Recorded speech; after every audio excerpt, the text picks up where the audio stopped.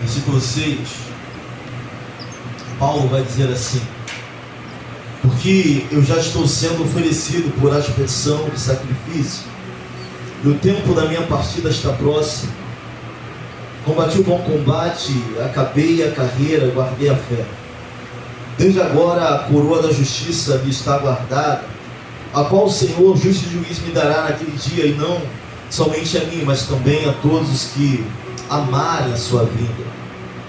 Só até aqui. Olhamos ao Senhor. Pai querido, eterno Deus, nós te louvamos, engrandecemos e glorificamos o teu nome. Esta noite quero colocar, Senhor, as nossas vidas em tuas mãos. Nós começamos esse culto te adorando com cânticos, louvores, hinos, oramos a ti. Mas agora é o momento de ouvirmos a tua palavra, Senhor, então que as cadeias caiam.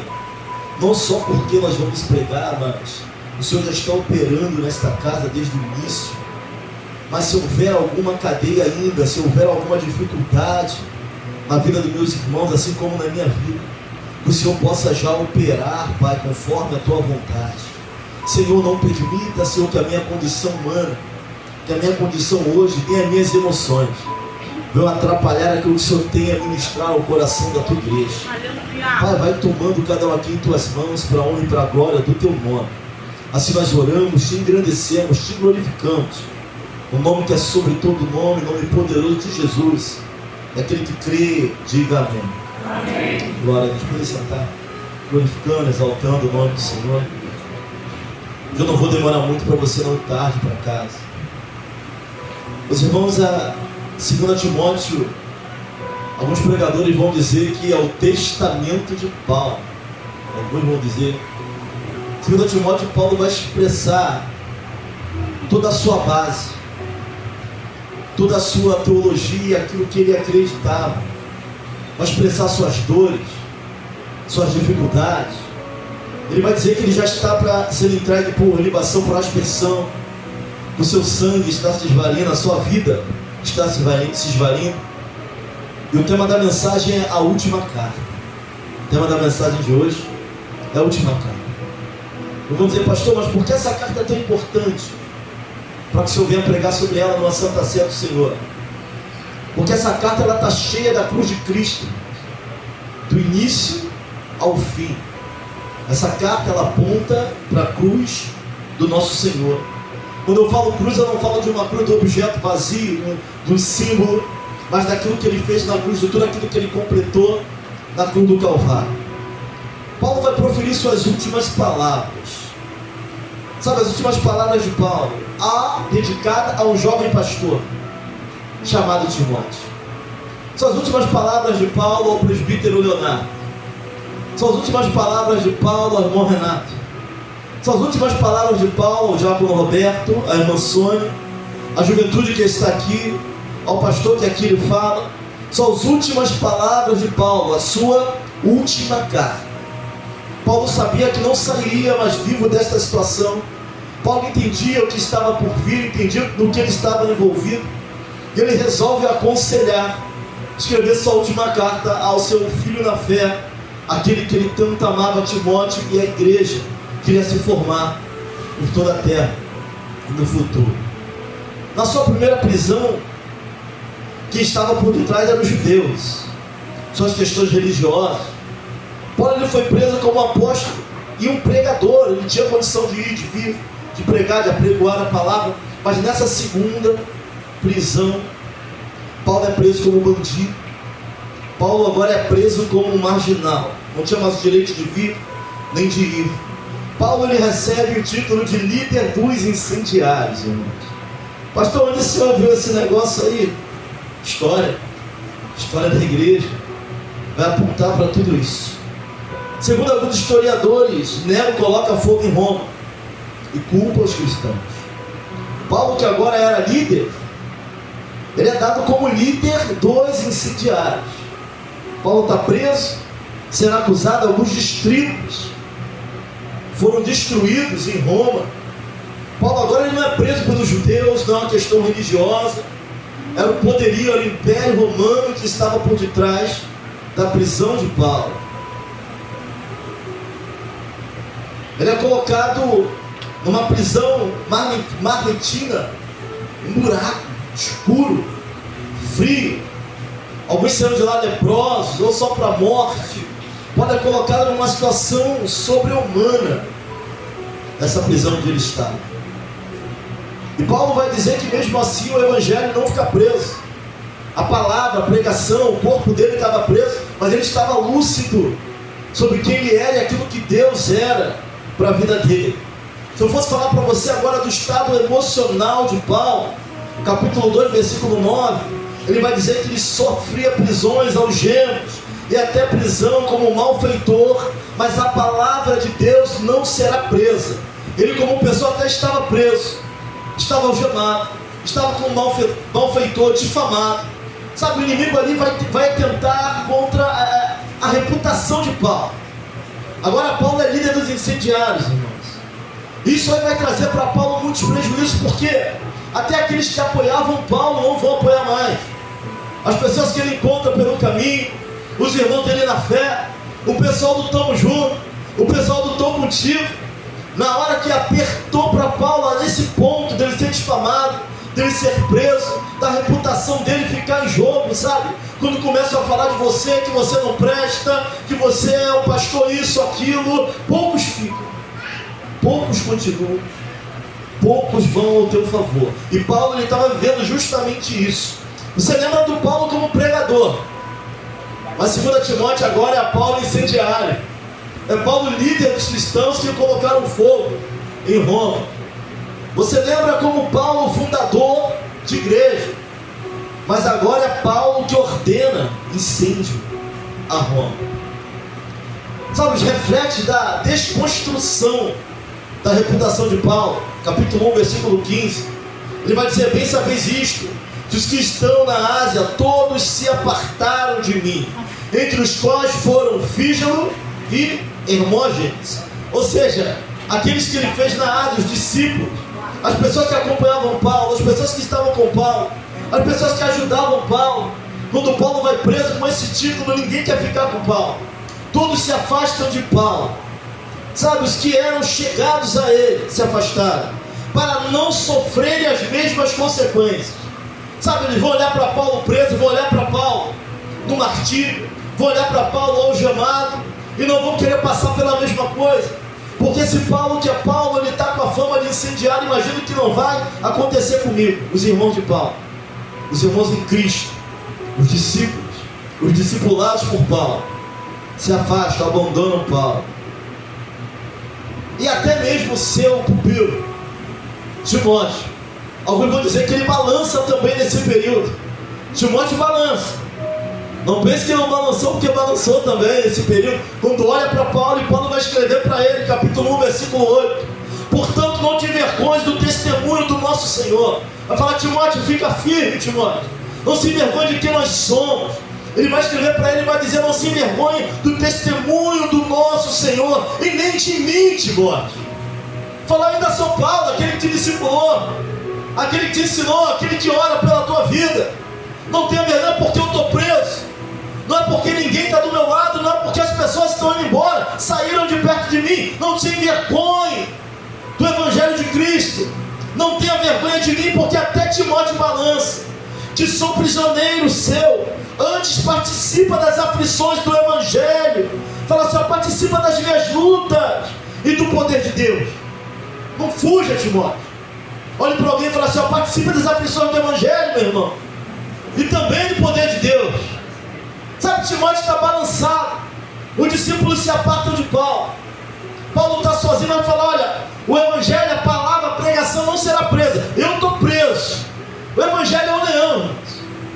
Leão, você não defende muito o leão, só solta, deixa que ele faz o estrago. Só tem que soltar ele, não pode estar preso. Solta ele e ele resolve. Ele vai falar para Timóteo: Timóteo, não tenha vergonha de mim, não tenha vergonha do Evangelho. Capítulo 4, versículo 16, Paulo vai dizer assim: na minha primeira defesa, ninguém foi a minha defesa, todos, porque todos desapareceram. Ele estava sozinho. O primeiro julgamento dele não foi ninguém, só ele. Ninguém foi dizer que ele era homem de Deus, ninguém foi dizer que ele era pregador e não incendiário, ninguém foi dizer que ele pregava a vida e não a morte. Ninguém foi dizer que ele pregava a ressurreição e não enterro, e não massacre, e não incêndio. Paulo pregava outra coisa totalmente diferente. 2 Timóteo capítulo 4, 17, nós vamos ver aonde ele encontra força para permanecer. É justamente aonde a gente às vezes não queremos buscar. Ele vai dizer assim: mas o Senhor me assistiu, fortaleceu-me para que por mim fosse cumprida a pregação e todos os gentis a ouvissem, e fiquei livre da boca do leão. Mas agora Paulo está entendendo que está chegando o fim da sua trajetória na terra. Ele acusa o golpe. Sabe o que é acusar o golpe? Quando uma coisa te dói, respira, filtra, para poder continuar. O Senhor estava tratando com a pastora e ela se sentiu mal pelo que a gente estava tratando, tão aborrecida que ela ficou. Mas aí filtra, vem para a igreja, adora a Deus, louva que aquele que tem sede busca, procura beber da água que Cristo dá, que apesar do mar estar na nossa frente, nós não vamos parar e temos certeza que nós vamos passar por ele, e Deus vai tratando, respira. Tem alguém, tem um de Deus do teu lado, fala para ele: respira, filtra. Ele acusa o golpe, sabe, dói, as dores ministeriais doem, da vida, das pessoas que nós amamos, das pessoas que nós perdemos. Paulo, ele vai respirar, está sozinho na guerra. Timóteo está balançado, ele vai escrever para Timóteo. Timóteo novo balançou logo, balançou, sentiu. Paulo foi preso, ele sentiu, e ele preocupado vai escrever a última carta para Iveg, a última carta de Paulo para o Gustavo, para o Valdo, preocupado com a igreja, que a igreja fique firme no Senhor, no testemunho de Cristo, não se envergonhe das lutas, das guerras, das aflições e nem das dores. Ele vai dizer no capítulo 2, versículo 4, ao capítulo 4, versículo 10, que Demas me abandonou pelo amor ao presente certo. Demas foi alguém que andou com Paulo. Alguns vão dizer que andou com Paulo durante 7 anos. 7 anos andando com Paulo. Foi muita perda. Saúl, sumiu outro. Demas que andava com Paulo, e a Bíblia vai mostrar Demas como um cooperador de Paulo, de Cristo, na grande obra missionária. 3 vezes vão falar sobre Demas no Novo Testamento. Na Epístola de Colossenses, o seu nome apenas aparece na saudação de Paulo. Paulo vai falar de Demas na Epístola de Colossenses. Na segunda Epístola de Filemão, ele aparece como o termo cooperador, alguém que cooperava na obra, alguém que fazia a obra, alguém que saía, alguém que evangelizava, ao lado de Marcos e Lucas. Ele aparece como cooperador. Primeiro, ele aparece na saudação. Agora, na Epístola de Filemão, você vai procurar em casa, ele vai aparecer como cooperador da obra, alguém que trabalhava, alguém que fazia a obra do Senhor do lado de Paulo. Ele era um cooperador. Na primeira prisão em Roma, ele é citado como cooperador, sabe? Paulo vai falar.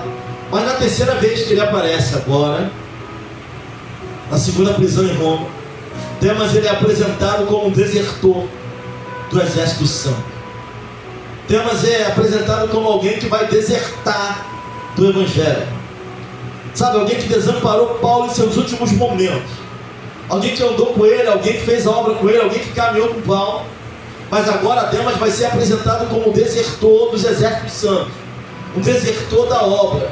E aqui é interessante frisar que todos os outros abandonaram Paulo pela fama, pelo que estavam dizendo, estavam difamando Paulo, falando de Paulo, sabe, colocando Paulo como vilão, e Paulo é abandonado. As pessoas não queriam se comprometer.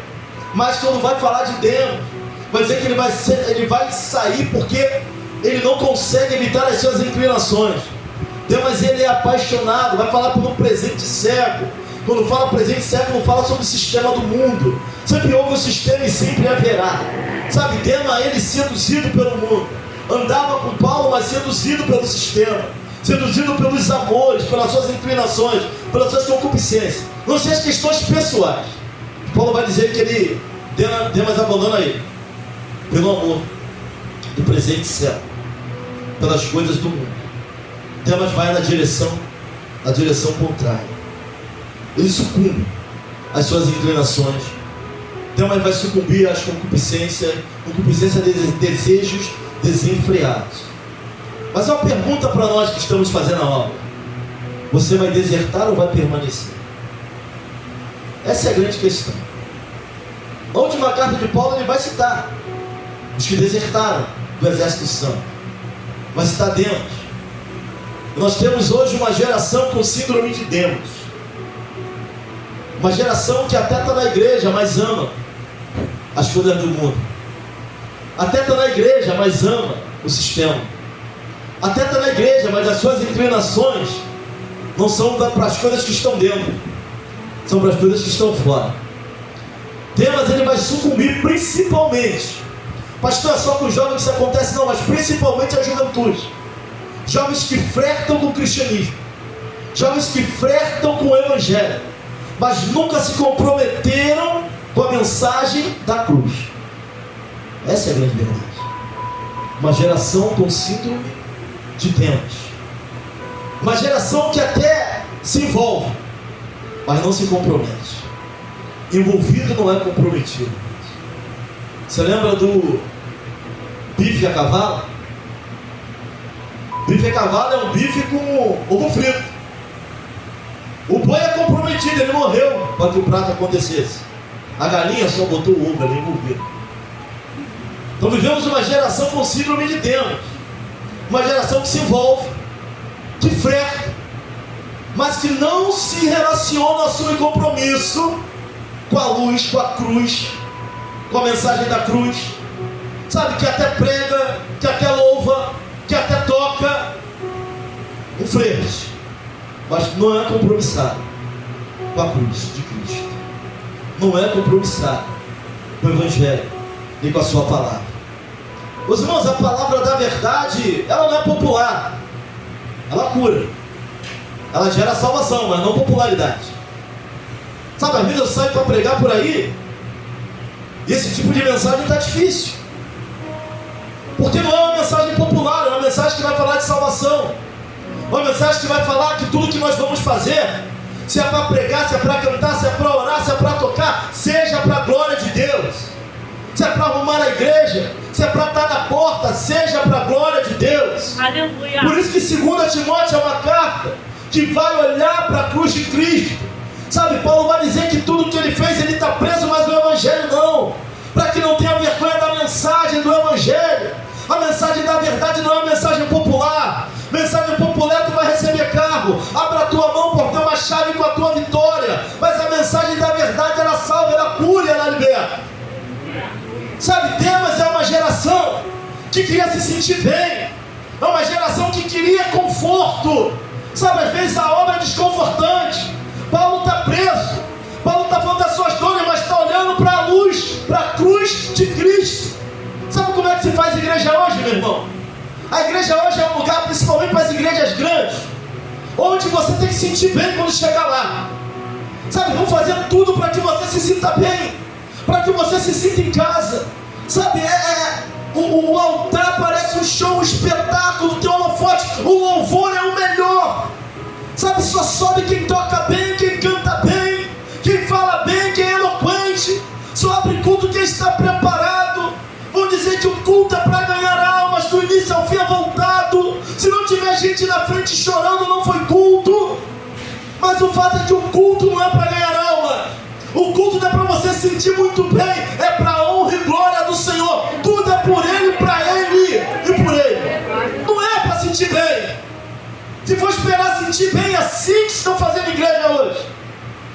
Como não dá para botar o jovem no mundo, eu copio alguma coisa de lá e boto aqui dentro. As igrejas grandes, os jovens são muito acolhidos. Chega lá, tem pista, tem a galera do skate, tem a galera do jiu-jitsu, tem a galera do... Eu não estou falando que não é bom. Eu estou falando que o que converte é a palavra. O que converte não é estratégia. E a gente, nós somos uma geração que nós queremos nos sentir bem o tempo todo. Se eu não estou bem, eu não oro. Se eu não estou bem, eu não canso. Se eu não estou bem, eu não prego.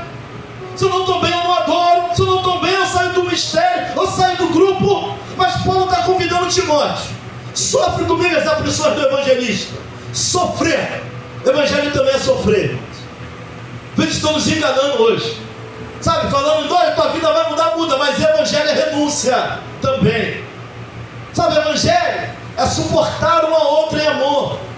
Evangelho é olhar para a cruz de Cristo e entender que Ele morreu por nós, mas que nós seremos perseguidos porque o mundo odeia Cristo, o mundo não suporta Cristo, e a sua igreja será perseguida assim como Ele foi. E isso é evangelho. Eu quero ver quando a perseguição acabar, quando a perseguição começar, quando os holofotes acabarem, quando os grandes ministérios acabarem, quando todo aquele que confessa o Senhor for perseguido. Como é que foi ficar?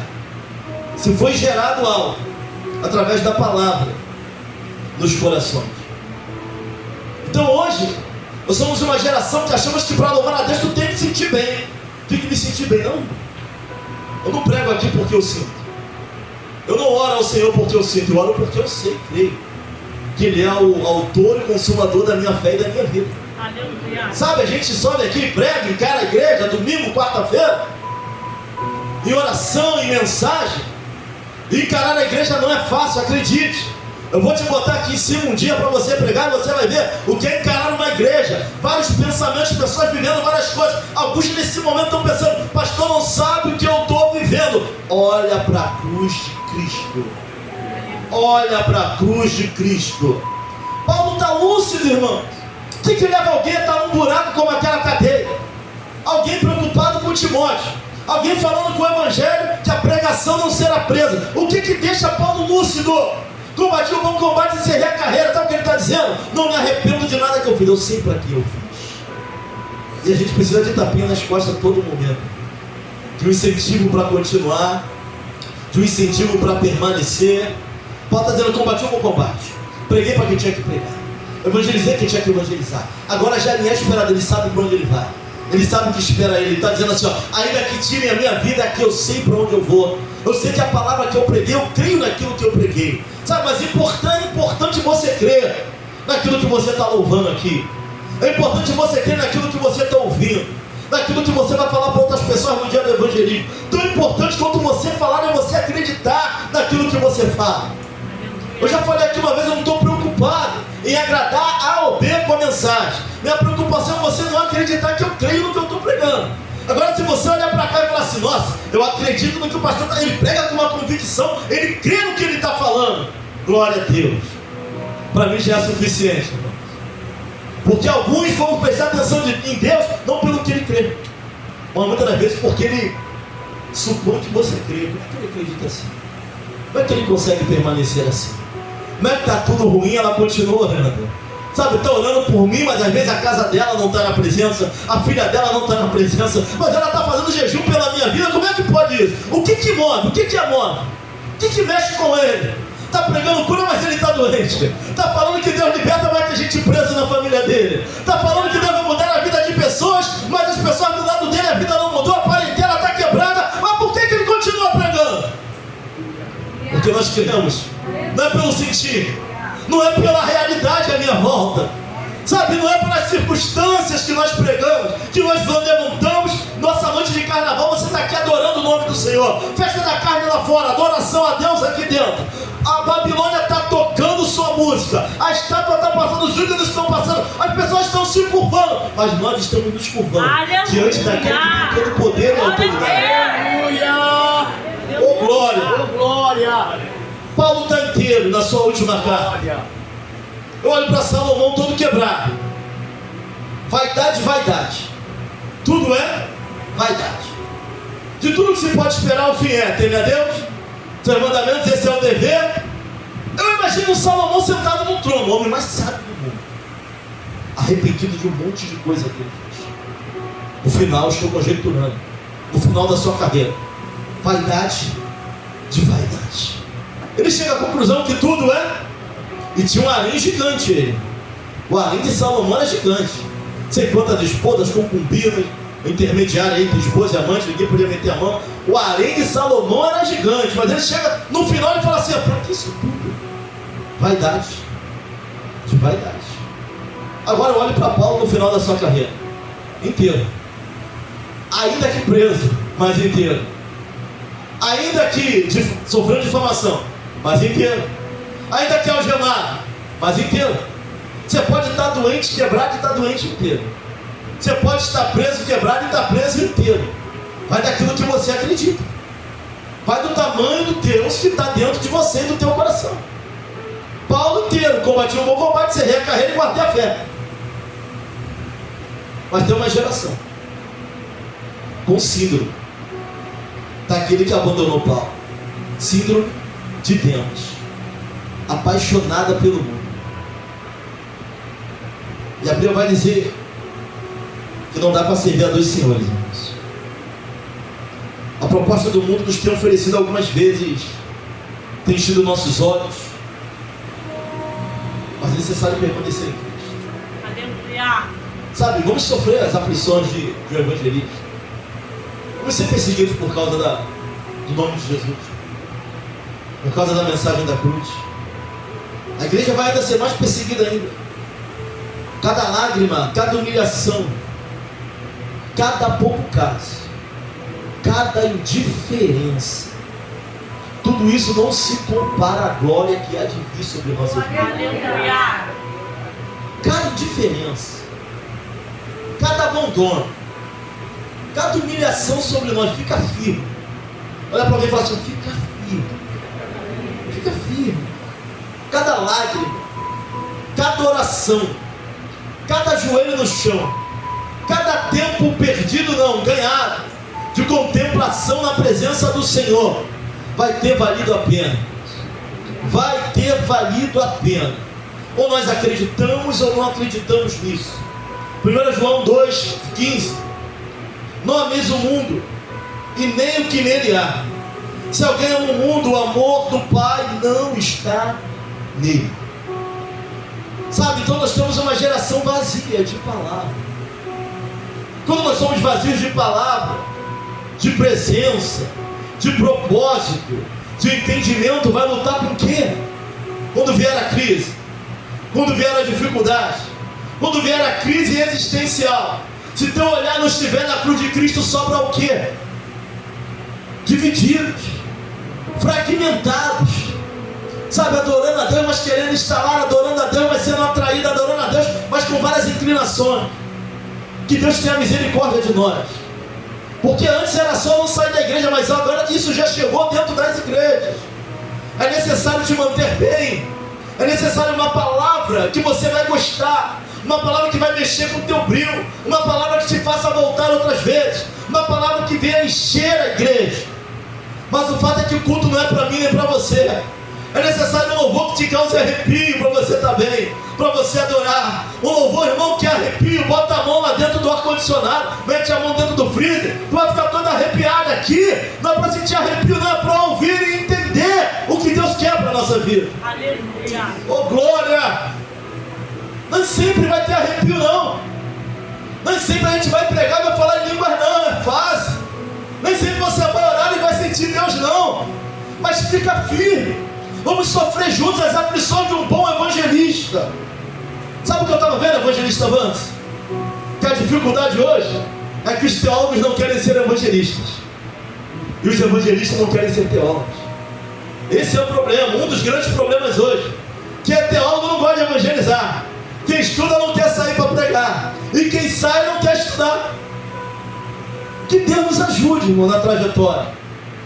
Sabe, se tem alguém com síndrome de Deus, que seja repreendido no nome de Jesus. Pastor, ama Deus, mas também eu estou amando o mundo. Pastor, ama Deus, mas eu tenho várias inclinações. Sabe, olha para a cruz de Cristo. Deixa Jesus preencher o vazio, deixa esse amor transbordar a ponto de ser suficiente para a tua vida, a ponto de não restar nenhum buraco. Sabe o que falaram para o ex homossexual? Perguntaram para ele o que eu falo assim: eu não acredito em ex-homossexual. O que ele mudou? Alguém falar para ele, ele vai responder o seguinte: que ele ainda tem inclinação, mas não pratica homossexualidade. Perguntando, mas por que não? Eu encontrei um amor que me preenche, um amor que transbordou em mim a ponto de eu não precisar mais de nada disso. Outro irmão, que amor é esse? Já provou o amor de Cristo a esse ponto? transbordar a ponto de não faltar mais nada. Pastor, quando isso acontecer, Deus está pronto para me levar. Quando isso acontecer, Deus vai me tirar dessa terra. Não é possível. Não precisa deixar transbordar. Precisamos confiar e olhar para a cruz dele. Não é porque tu se sente bem ou mal. Temos que passar dessa barreira. Olhar para a cruz de Cristo e permanecer e continuar. Não com as suas dores. Com as dores, com as lutas, com as guerras, com as enfermidades, com as dificuldades. Pastor, fizeram um pouco caso de mim, olha para a cruz de Cristo. Pastor, não acredita em mim, olha para a cruz de Cristo. Aleluia. Pastor, não sinto mais nada quando eu faço. Eu sentia, olha para a cruz de Cristo. Aleluia. O sentimento só não volta. Como Deus pode transformar a concepção e a motivação para fazer. Olha para a cruz de Cristo. 1 João capítulo 2, versículo 17. Mas é que o mundo e a sua concupiscência passam, mas aquele que faz a vontade de Deus permanece para sempre. 2 Timóteo 4,18, e aqui eu concluo. Falei para você que eu ia te mandar para casa um pouco mais cedo hoje. O Senhor me livrará de toda má obra e guardar-me-á para seu reino celestial, a quem seja glória para todos sempre. Amém. Amém. Creia nisso, meu irmão. Creia nisso. A última carta de Paulo é totalmente, assim como toda a Bíblia, Cristo sempre. Vai apontar para a cruz de Cristo. Vai apontar para a obra da cruz. Geralmente eu repito aqui e falo: se você não tem motivo para sorrir, Jesus é o motivo da tua canção. Sabe o que essa geração está falando aí? Jesus não me faz feliz. Pessoas que antes estavam na presença de Deus, os pregadores de Instagram, homens que adoravam no altar, homens que pregavam: Jesus não me faz feliz, inclinados. Síndrome de dentro, inclinada ao mundo, inclinada ao amor do presente século. Uma geração que só quer se sentir bem. A geração do bem-estar, irmão. Seja feliz, sinta-se bem, faça aquilo que te faz bem, que te traga coisas boas. Vai falar de renúncia, vai falar de aflição, vai falar de adorar a Deus mesmo chorando, vai falar de orar mesmo gemendo, vai falar de pregar mesmo sendo desacreditado, vai falar de abraçar mesmo sendo traído. Geração do bem-estar.